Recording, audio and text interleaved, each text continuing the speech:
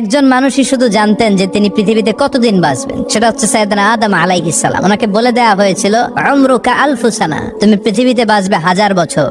কয় বছর? সাইয়েদনা আদমের সামনে অনেকগুলো রূহ রাখা হলো। সাইয়েদনা আদম বললেন, এরা কারা? আল্লাহ বললেন, এরা হচ্ছে নাসালুক, তোমার বংশধর, পৃথিবীতে তোমার পর এরা পৃথিবীতে আসবে। সাইয়েদনা আদম বললেন, আল্লাহ ওই যে একটা রূহ দেখা যায়, এটার নাম কি? আল্লাহ বললেন, হাদা ইবনুকা দাউদ, এটা তোমার ছেলে দাউদ, সে দুনিয়াতে নবী হয়ে আসবে, তার ছেলে সুলাইমান নবী হয়ে আসবে।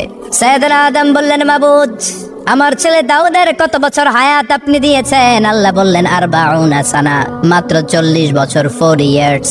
40 বছর তোমার ছেলেটা বাঁচবে। ও আল্লাহ, আমি বাঁচবো কয় বছর? তুমি বাঁচবে 1000 বছর। সুবহানাল্লাহ।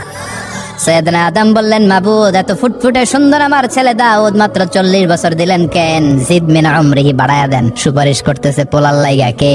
বাবা। আল্লাহ আপনি বাড়ায়া দেন। আল্লাহকে বাড়ানো যাবে না, লেখা হয়ে গেছে।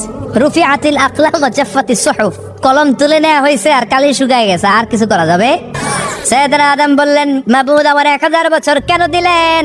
আমার এই সুন্দর ফুটফুটে ছেলেটারে শুধুমাত্র 40 বছর কেন দিলেন? ও মাবুদ, আমার 1000 বছরের দরকার নাই, আমার 1000 বছর থেকে 60 বছর আমি আমার ছেলেরে দিয়ে দিলাম।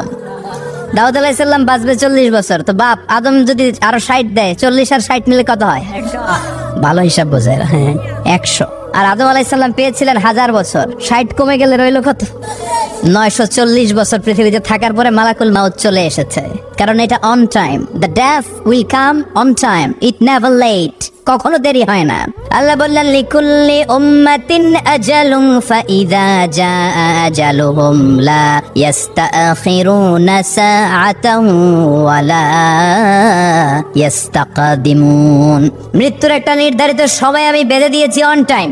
অন টাইমেই চলে আসে, 1 সেকেন্ড আগেও আসবে না, 1 সেকেন্ড পরেও আসবে না। 940 বছর বয়সে মালাকুল মাউত এসে হাজির, এসে বলল, জিতু আন আকবাদা রূহাক, রূহ কবজ করতে আসছি। আদম আলাইহিস সালাম বললেন, রূহ কবজ করতে আসছো মানে? আমি বাঁচবো 1000 বছর। কয় বছর? মালাকুল মাউত বললেন, না না, ওই যে আগের কথা স্মরণ করেন, আপনি 60 বছর দিয়ে দিছিলেন। কয় না, আমি দেই নাই, আমি আরো বাঁচুন, আরো 60 বছর পাওনা আছি, আমি দেই নাই। মালাকুল মাউত বললেন, আপনি দিয়েছেন? আদম বলে, দেই নাই। মালাকুল মাউত বলে, আল্লাহ ঘটনা দেখেন, দিয়া কয় দেই নাই। আল্লাহ কয়, থাক, কথা কইস না, আয়াবর। নাসিয়া আদম ফানাসিয়া বানু, ভুলে গেছেন উনি। আমরা ভুলে যাই, আমরা খেয়ে বলছি খাই নাই, নিছিলাম পকেটে, কয় নেই নাই।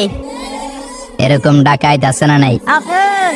নাসিয়া আদম ফানাসিয়া বানু, বিশ্বনবী বললেন, আদম ভুলেছে তো তার সন্তানরাও ভুলে যায়। জাহাদা আদম ফাজাহাদা যুররিয়াতু, আদম অস্বীকার করেছে, তার সন্তানরাও অস্বীকার করে। সেদিন থেকে আল কিতাব ওয়া শুহুদ, মানে লিখে রাখার সিস্টেম আর সাক্ষীর সিস্টেম চালু হয়েছে। সুবহানাল্লাহ পড়েন। সুবহানাল্লাহ।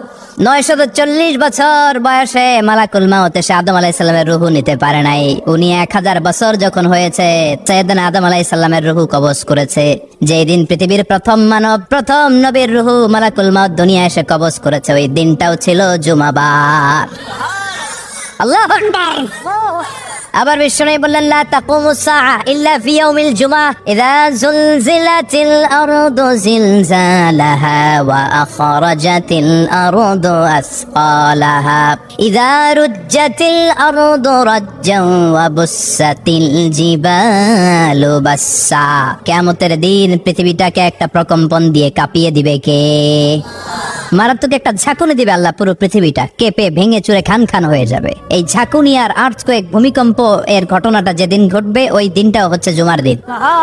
কারণ দিন নয়, ফিহি খালাকাল্লাহু আদম, এই জুমার দিনে আল্লাহ তাআলা সাইয়েদনা আদম আলাইহিস সালামকে তৈরি করেছে।